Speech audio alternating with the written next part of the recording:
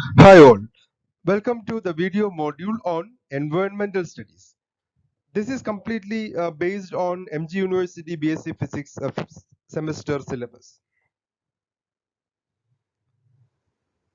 The main objective of including an environmental studies in the physics syllabus is for acquainting students with various aspects of our environment and uh, a scientific approach towards various factors, various problems, and the remedial measures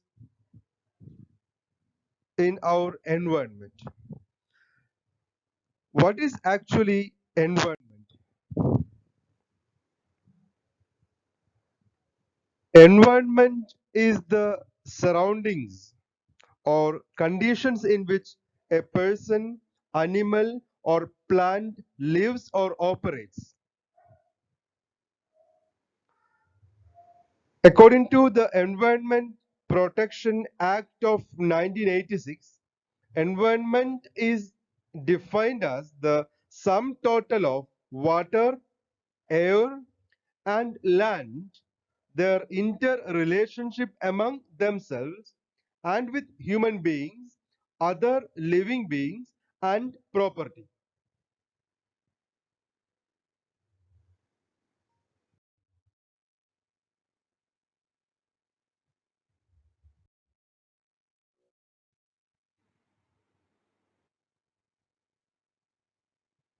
The term environment is originated from the French word environ, that means surroundings, and it can be defined as the external surroundings and conditions which directly or indirectly affects the living organism. There are various definitions of environment. You can see the definitions of environment here.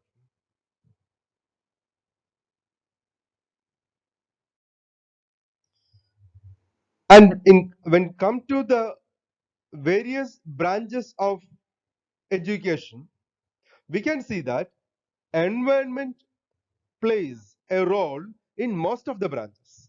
Or we can say environment is a multidisciplinary topic, multidisciplinary in nature. It has a relation or it finds role in chemistry, in engineering, history, geology, physics, ethics, ecology, anthropology, archaeology, and so many. You can find a part, and environment plays a part in most of these branches of education. So this is a multidisciplinary aspect of environment. You can think about how they plays roles in these subjects or these topics.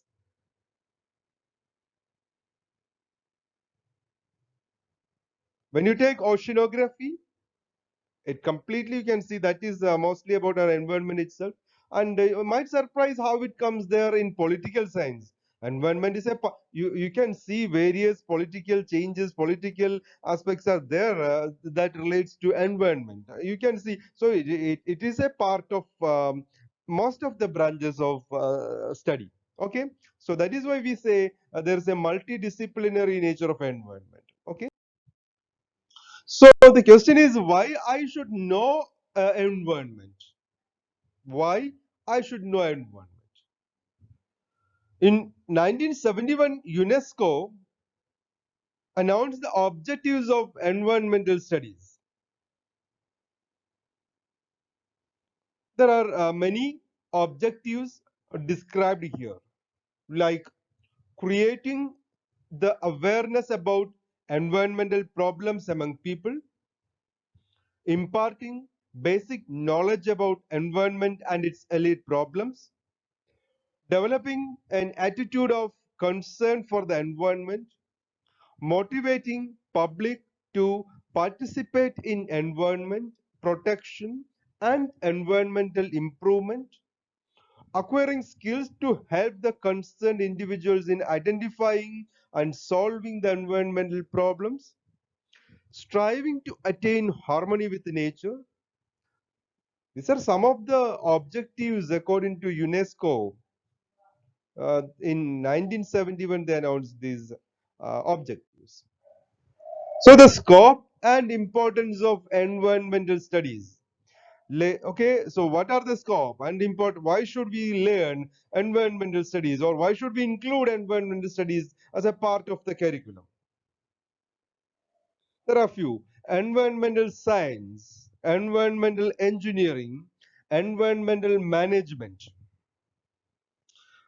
Environmental science, the study of environmental systems, the inherent or induced changes in organisms, and environmental damages incurred as a result of human interaction with the environment. Then comes environmental engineering, the study of technical process involved in the protection of environment from the degrading effects of human activity and improving and environmental quality for the health and well-being of mankind. Environmental management, it covers areas as society and environment, environment impact assessment, economics of pollution, prevention, environmental management standards, etc.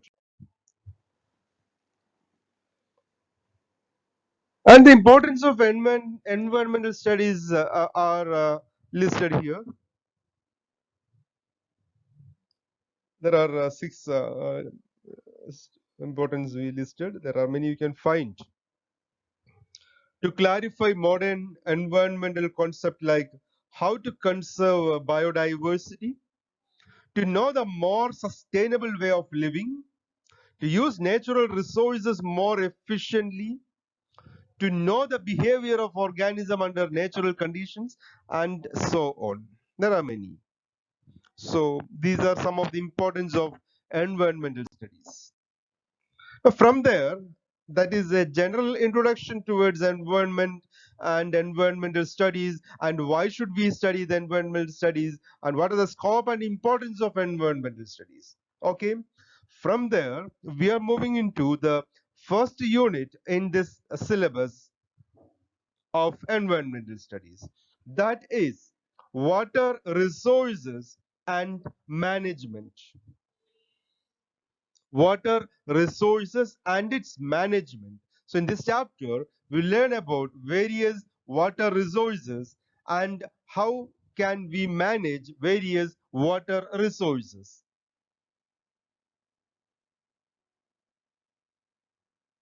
Water is the most abundant, inexhaustible, renewable, natural resource that is available to us. Water is the most abundant, inexhaustible, renewable, natural resource that is available to us. Just think about this definition, the terms included: most abundant, you have to think it; inexhaustible, again you have to think on this word; renewable, as per the definition it is okay, but you just think whether water is abundant now. Inexhaustible, won't it exhaust? Renewable, whether it is renewing in the proper aspect. But as per the definition, it is right. Water is the most abundant, inexhaustible, renewable, natural resource of that is available to us. Because water is conserved in the hydrologic circle. I mean cycle. Water is conserved in the hydrologic cycle in which it is evaporated into atmosphere and precipitated back into earth. So in this slide, you can see various water resources. Many water resources are listed here. You can see that. These are some other water resources.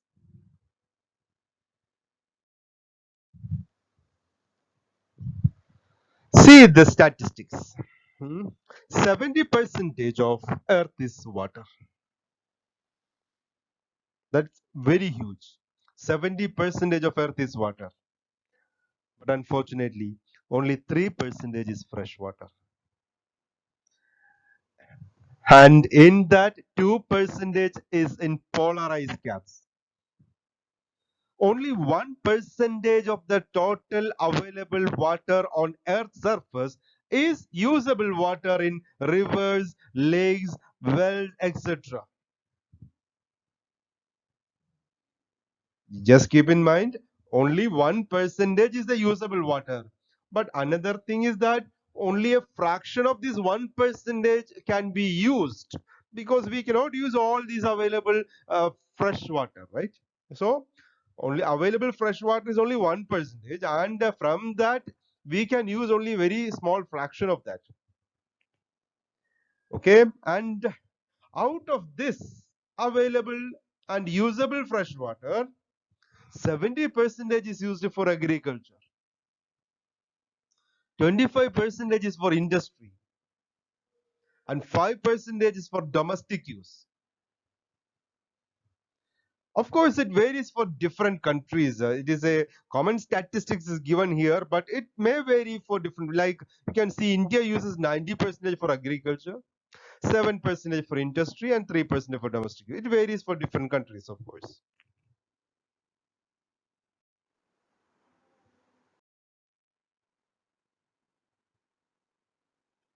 So now we got a statistics regarding available water, available fresh water, and the water that is available for various purpose. Now, let us see what are the challenges in water resource management. Because why should be there a proper management of these water resources? Because we know that only 1% of the total available water is fresh water in lakes, rivers, etc. And out of that, a very small fraction that we are getting for our use. And in that use means it is for agriculture, industry, domestic use, etc. So we should properly manage the water resources. Otherwise, that will be a disaster. Uh, and it will not be much too long uh, to wait for that if we are not properly managing. So, what are the challenges? You can see some of the challenges are listed here. They are like overpopulation. That is one challenge. Overutilization of water. We can say unnecessary utilization also, or improper way of utilization that is there. So overutilization. Pollution, what making fresh water, we know that only very small percentage of water is fresh water. So if human activity pollutes that, that also not leading to a good result. Floods and droughts. Okay, these are some of the challenges that we are going to discuss now. There may be some other challenges that you can find, and you can also add to this. First, what we listed was overpopulation. Now we'll discuss about overpopulation.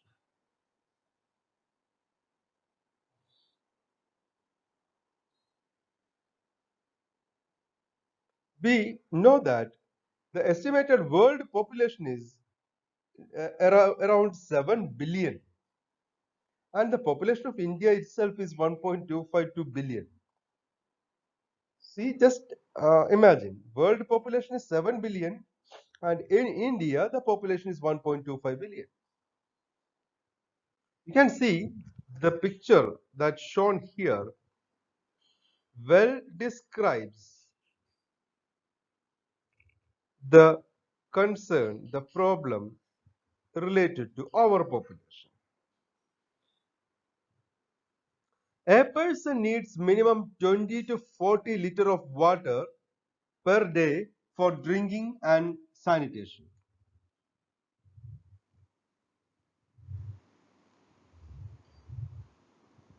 How much? A person needs 20 to 40 liter.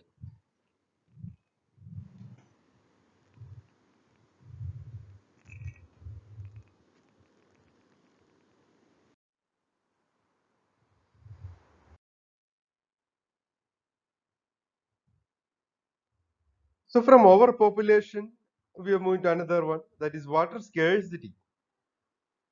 It is not, the situation is not same everywhere in the world.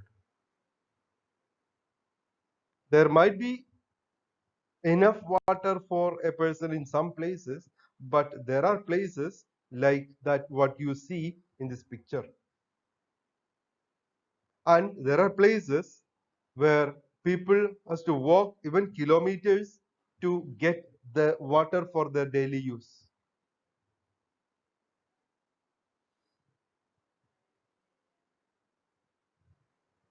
The United Nations has estimated that by the year 2050, 4 billion people will be seriously affected by water shortage.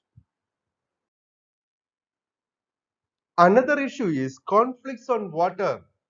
We are not familiar much about this. But the next, there are many predictions that the next war will be on conflicts like that. But it's still, I think it started. There is a war between neighboring countries itself about water. There is there is a struggle between India, Pakistan for sharing water, like that between India and China. Whatever, there is conflict between two states in India itself. Between Tamil Nadu and Karnataka, there is a conflict on Kaveri River. So there are different types of conflicts. You can see a few conflicts um, that occurred between different countries. There is between Egypt and Sudan on the river the Nile, and on Amazon it is Brazil, Peru, and Colombia. And even in India, Brahmaputra is there is a conflict between India, China, and Bangladesh upon the river Brahmaputra. Then there are many listed here. Okay, so fair distribution of water is important for world peace. You can we can think about the issue or the conflict between Kerala and Tamil Nadu on the name of the river Periyar, Mulla Periyar issue that is also there. Okay, so there are many that might be severe in the future years to come if we are not managing the water resources properly. Within our country, also many conflicts and water-related disputes between different states, including Kerala, Tamil Nadu, Karnataka, Tamil Nadu, etc., that we discussed now. The next concern is on overuse. So, from overpopulation, water scarcity, the next one is overutilization. Overutilization occurs at various levels. People use excess water for bathing, cleaning, washing than originally required for that. Farmers use more water for growing crops than actual requirement. See I think there are some sort of solution also there for that. A drip irrigation and such things are such scientific things are there now to reduce the water usage. So give the proper amount of water only to the crops. Use the proper amount of water only to bathing, cleaning, washing, etc. Don't use extra for this. Industrial overutilization, improper maintenance of water supply systems. Okay, these are some of the overutilization, and there are some methods to reduce the water usage. Use the required amount of water only for bathing, cleaning, washing. Use drip irrigation for farming. Automation of water supply systems. Automate every water supply system, that will reduce the wastage of water. The next concern is water pollution. There are various types of pollution or various types of pollution occur. They're mainly classified into agricultural operation, the pollution due to agricultural operation, pollution due to industrial waste disposal, pollution due to using common source of water for washing, cleaning, etc. And there are some methods also listed here. Instead of using chemicals for fertilizer, pesticides, etc., use biofertilizers. Okay. Then use green products in industry, public awareness about the common use of water, washing, etc. in agriculture, in industry.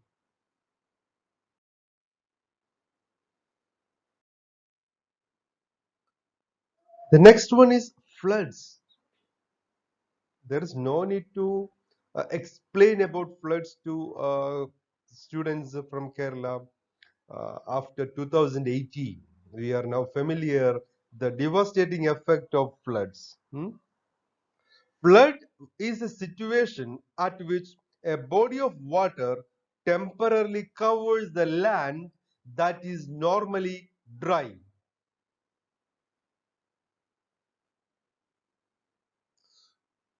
Just reminding the fact that in the flood of 2018,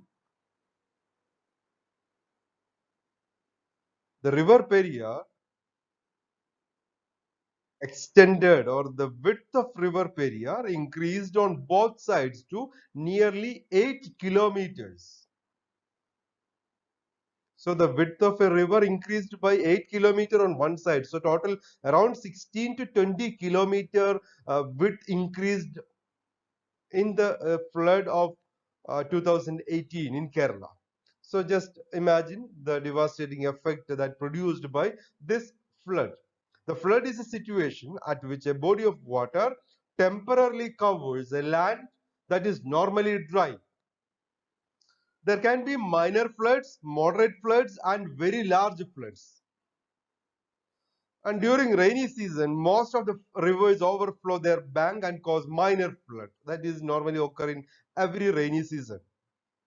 Moderate flood might occur in every 5 to 10 years. Very large floods might occur once in 50 or 100 years. That occurred in 2018 for us. The average time period over which a flood of a particular magnitude occurs is known as the flood's recurrence interval or return period. So we can expect such a return for the flood again, right?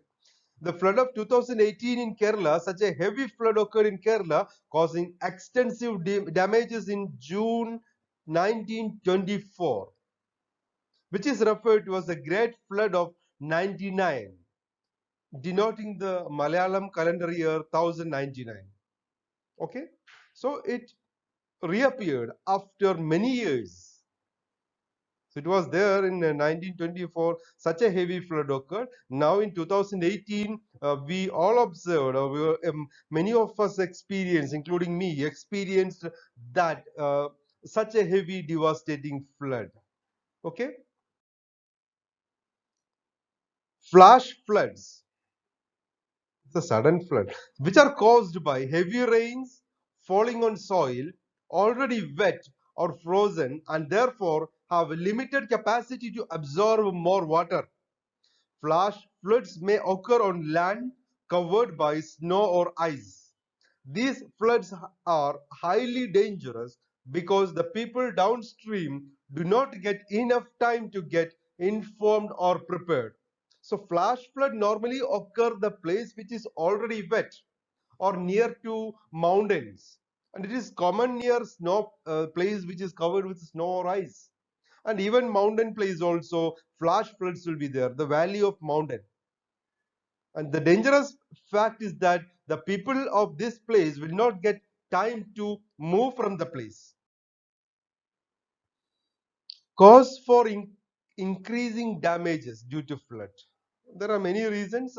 Some of the reasons are listed here. You can see deforestation, destruction of wetlands, mining, extractions, excavations that occur in the mountain area. Frequency of occurrence of flood increases due to the human activities such as development in the watershed and modifications of the river channel. If you change the river channel, once in a while the river also will again try to regain its original channel that will flow their natural way. Okay.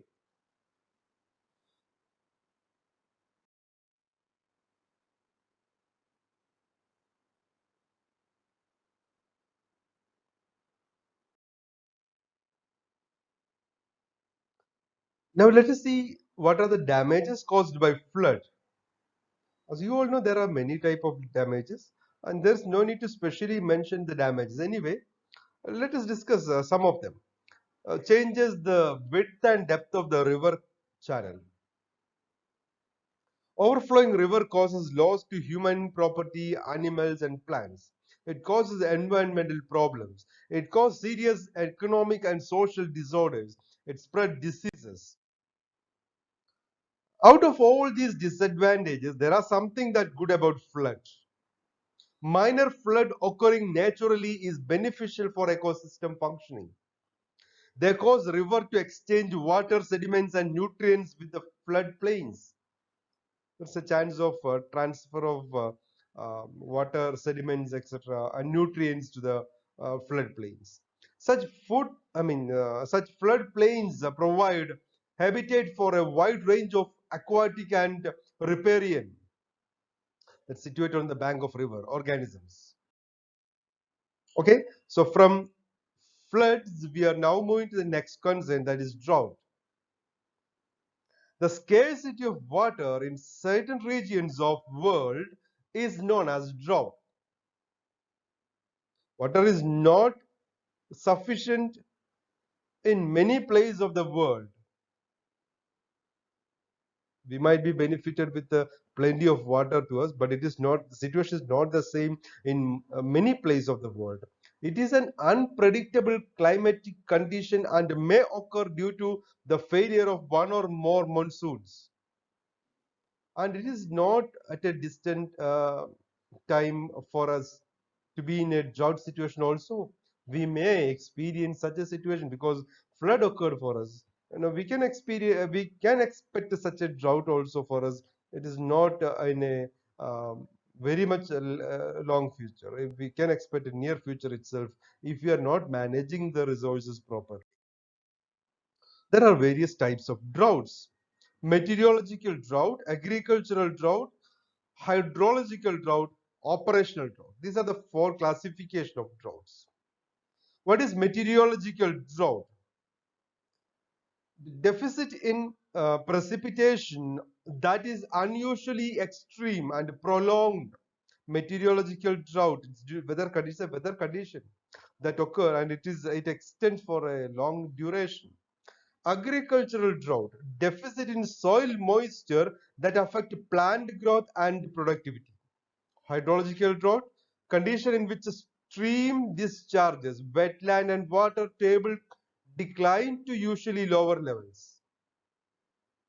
Operational drought, condition when water supply is significantly below demand, such that water supply should be reduced or water management must be changed. Just imagine in a community with a large number of flats or villas or whatever it is, if the public supply of water is stopped for 3 days, 4 days, 5 days, it's a drought. It's an operational drought. Just imagine how we'll manage. It's a serious concern. Okay. So from or after discussing all these type of concerns regarding water, we have to think about water management, a sustainable water management. Water is life. The growing pressure on water resources due to population growth, climate change, pollution, etc., has major impact on our social, economic, and environmental well-being.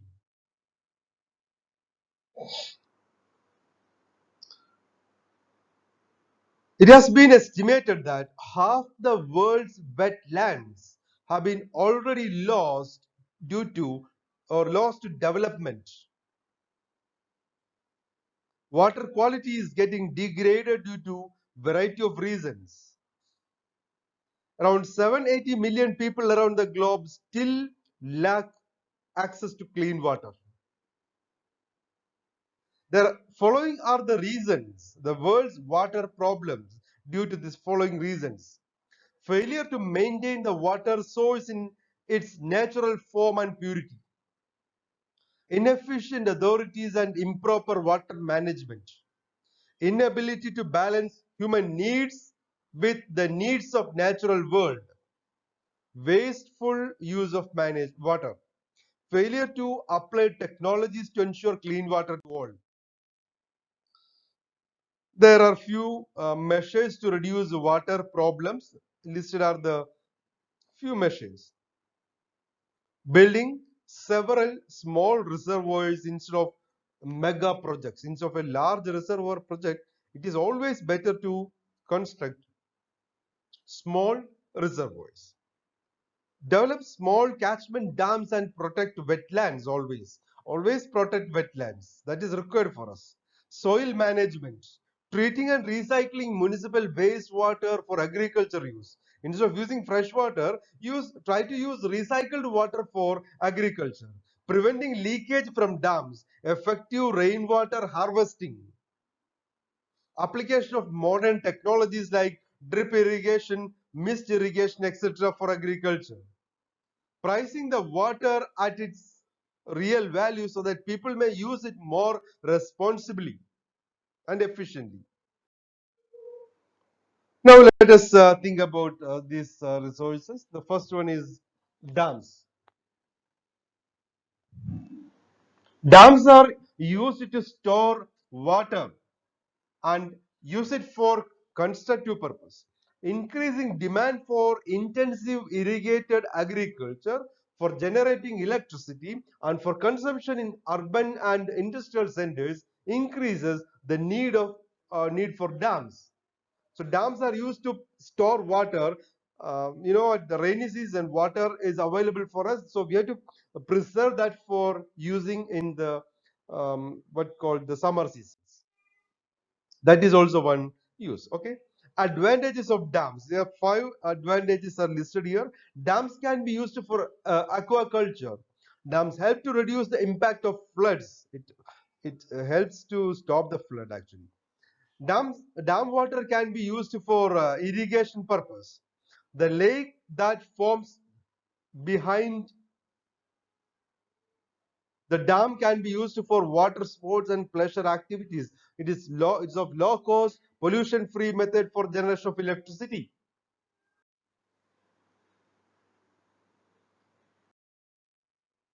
There are some disadvantages of dams also. What are the disadvantages?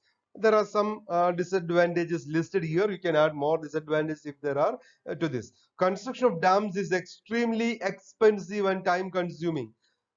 They became profitable only after decades of operation. Dams submerge large areas of highly fertile land. People living in villages and towns around the dam areas get dislocated. Construction of large dams can cause serious geological damage like earthquake, landslides, etc. Old dams are to be decommissioned, which involves huge expenditure, manpower, and dislocations. When a dam is built, it blocks the progress of river, and the people downstream are affected thereby. Building a large dam alter the natural water level, causing much distress to the various kinds of plants and animals. Water conservation. It refers to the practice of careful use and preservation of water supply resources.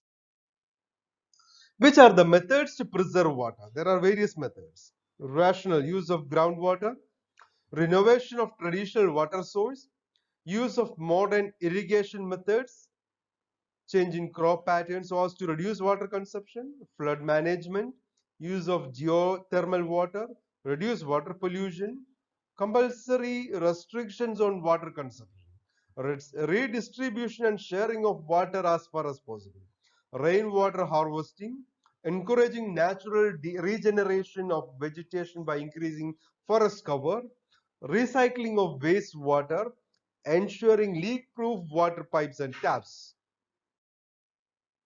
Let us see what is meant by rainwater harvesting. It is one of the ideal methods for assured and safe source of water supply. Rainwater being one of the pure or clean water resource. So we have to store that for future use. It is a process of collecting water from roofs and other sources on which rain falls and storing it for multiple future uses. Rainwater so collected is filtered and stored in special water tanks. Methods of rainwater harvesting. There are various methods of rainwater harvesting that we can think about and we can implement at our house or community or wherever it is. Surface water collection system. It enables the collection of ground surface rainwater before it flows to other locations. Examples of such systems include lakes, ponds, and wells. Drainage pipes can be used to direct water into these systems. Water can then be fetched from these sources and used for other purposes. Rooftop systems, you're familiar with that. Dams, underground tanks, a rain saucer. What is rain saucer? It's a new term. It is possible to collect rainwater directly as it falls from sky by using a rain saucer. It looks like a big funnels. Pipes attached to the saucer direct the water to suitable storage. So you do one thing, you connect a large saucer, a funnel type capacity collector of rainwater, and connect the outlet pipe to a water tank so that your water tank fills whenever rain is there. So no need to pump water from your well or from municipal supply of water. So use rainwater directly whenever rain is there. So during monsoon, we can use that. We can use the rainwater directly, collect it directly and fill the water tank. Then use it so the electricity bill. You can reduce electricity bill. So rain saucer is a good idea. Everyone can think about this rain saucer. Next is water collection reservoirs, trenches. What is trenches? This is another way to harvest rainwater for irrigation requirements. When it rains, the water is directed to farm directly using trenches. It is one of the traditional method for rainwater harvesting. Then rain barrels. Rain barrels is specially designed huge vessel for collecting rainwater that falls on rooftop. Advantages of rainwater harvesting. Water for domestic use. We get water for domestic use from rainwater. Water for industrial use. It's cost effective. Once it is implemented, there is not much cost for maintaining that. Reliable flow of harvested water mitigates and the impact of floods. Helps in preventing water pollution. So these are some of the advantages of rainwater harvesting. The next is watershed management. What is watershed? Watershed refers to a specific area, land area, which contribute to the common outlet like river, lake or sea. So from where the river originates. The river originates, it is a combination of small streams. The streams flow through the mountains. So that is actually a watershed. A group of small streams together form the tributaries of major rivers. Thus, watershed of a river is the land area through which the tributaries flow. The best method for conservation of water would be to manage the source and watershed area so that more water can be percolate into soil and supply the same during summer season. So if there is some method to allow more water to flow into soil, that can store more amount of water instead of flowing down at a stretch. Benefits of a healthy watershed. There are three benefits which is mentioned here: ecological health, economic health for the community, for the country, human health. These are the three benefits of healthy watershed. Steps involved in watershed management.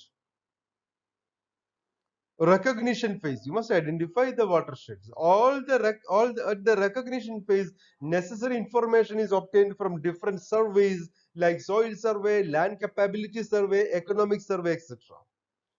Restoration phase. This phase mainly includes two steps: selection of best solution to problems identified and application of the solution to the problems as per the priorities. Treatment applied initially to critical areas. After this, proper measurement measures like Biological and engineering measures are applied. Protection phase. This phase takes care of general health of the watershed and ensures normal functioning. Improvement. How can we improve a watershed? This phase deals with overall improvement in the watershed covering the entire land area. Special attention is paid to agriculture and forest management and production, forage production and waster management, socio-economic conditions to achieve the objectives of watershed management. So we discussed the various water resources, various concerns regarding water management, and in detail about some of them. Okay, here I list some of the questions that arise from the topics that we listed. You try to find the solutions for these questions and learn. All the best, students. Thank you. Thank you all. Bye.